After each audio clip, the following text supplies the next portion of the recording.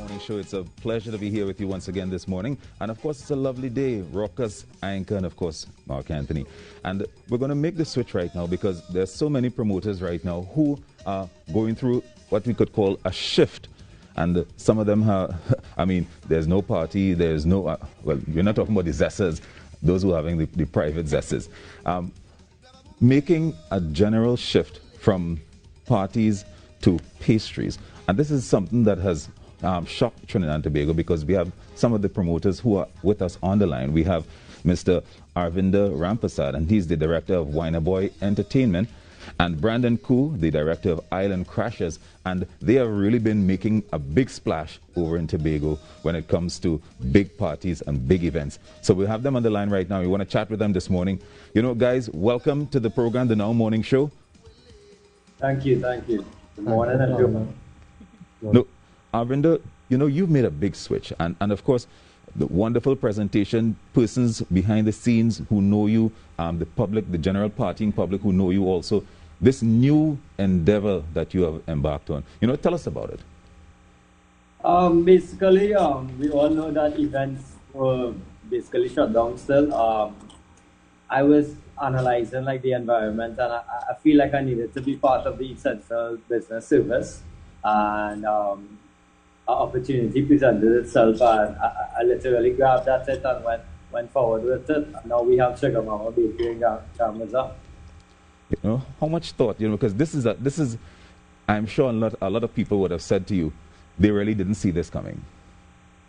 So, I didn't see it coming, to be quite honest. Even earlier this year, it wasn't in plan, but the idea actually came in April this year, and we jumped at the idea, and it was a team effort to bring it to life. Now, is this something that you're going to be pursuing long term? Because some people might be saying, well, as soon as things open up, he's going to switch and go back to where he was before. Oh, no, definitely. I see this as a lifelong business. I see it as, well, it is an essential business. So whether we're in lockdown or not, we would be open. And I will continue my events. I don't think it would affect events. It might actually benefit events. Right. So it won't affect me doing events at all. Now, the floor is also open for Anchor or Rockers to jump in. But I want to also find out what type of skill set on the other side, on the promotional side, are you adding to this new venture? Pardon, I didn't hear that question. I'm sure you're going to use some of your skill set from the other side, the promotional side, to pump into this new venture. How beneficial has that been for you in terms of what you would have learned over the years? I mean, the network that I built over the years through events definitely would benefit the bakery. I try to stay connected to my followers, my supporters, family, and friends. So when we opened, it was an overwhelming support, it was overwhelming demand, and just thankful for it, especially coming from events. Extremely thankful for the blessing.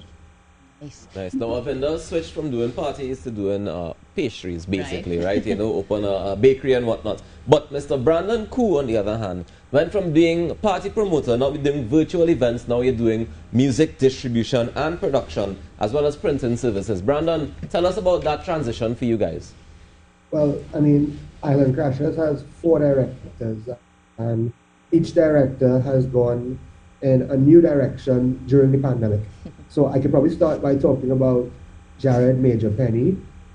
At the start of the pandemic, he began to utilize technology using Instagram Live, and he would have a weekly live show with Voice the Artist, as well as like Salty and Akeem and stuff, and it grew a large traction.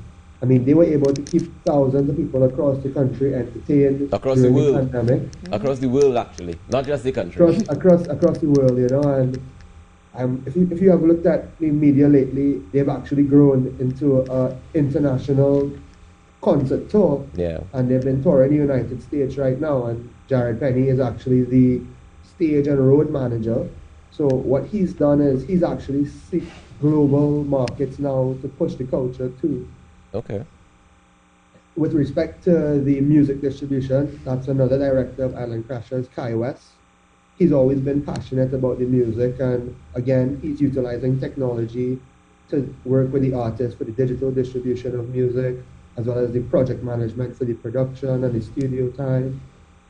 And I could also touch base with Nikolai Solomon, and he's actually utilized his strengths from before, because I think he was involved in printing for events, but now he's actually printing for essential services and businesses and workers and stuff. Everything from PPE to uniforms, banners, signage. So he has the full scale works.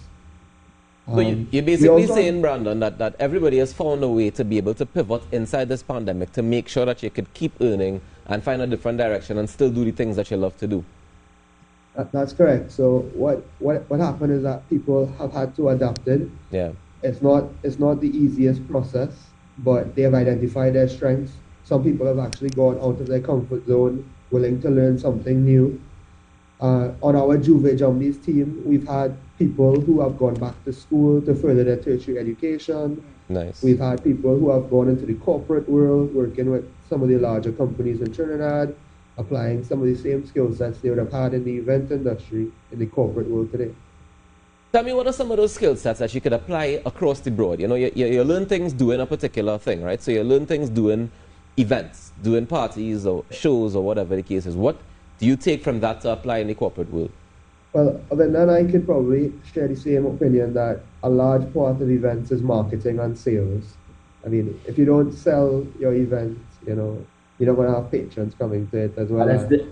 It's not to cut it short, but it's definitely a high pressure environment we generally work in. Yeah. So when we step into other field, I mean, like, we are accustomed to pressure. Yeah. I like how you say that with that kind of confidence. Yes. Like we are accustomed to pressure, so we can handle anything. Doing an event is a very risky business. It's a lot of mental strength to do an event because there's a lot jumping up in the air. So I mean, stepping into a field, you have to have some confidence in doing things. I mean, one of the biggest things that promoters have to have is problem solving skills. Right. Because an event has a deadline. If your event is on Saturday, you have to get everything done by Saturday, because everything after Saturday, the event's already gone. So you don't have tomorrow when it comes to the event industry. That's definitely true. Well, I want to say congratulations, gentlemen, because I think that having to make this change, you know, a lot of people have been complaining about, you know, the event sector not open and you can't go out and you can't party, you can't do events. The people who work at events, you're saying that you guys have found different ways to be able to earn income and to, you know, chart your career forward. So congratulations on that. What are some of the challenges that you would have faced having to make those switches, though? Let's start with you, Avinder. The challenges is basically trying to figure out the best way forward. I mean, the pandemic hit us out of nowhere. It was very much unexpected, but I tried to adapt with any situation. I went through a very serious accident years ago where I didn't work for 4 months, so that gave me a lot of mental strength and a different perspective on life. So when the pandemic had hit, I was like, I have to do something else. Right. And I actually formed a real estate company last year as well, before the bakery started. Okay. But I feel like I'm more passionate about the bakery than the real estate. That's fair. So I will definitely be doing the bakery to the best of my ability. The real estate will come basically like a side job, but I'm definitely passionate about the bakery and really going to try to make an impact in this industry. Well, let me help you make an impact, Avinder. You know, the address for TTT is 11A Maraval Road. Feel free to send cookies, cupcakes, and anything else delectable to Anchor. Yeah. You can get that tomorrow morning for sure. That is what we're talking about. Ask and you shall receive. What about you, Brandon? Tell me some of the challenges you would have faced.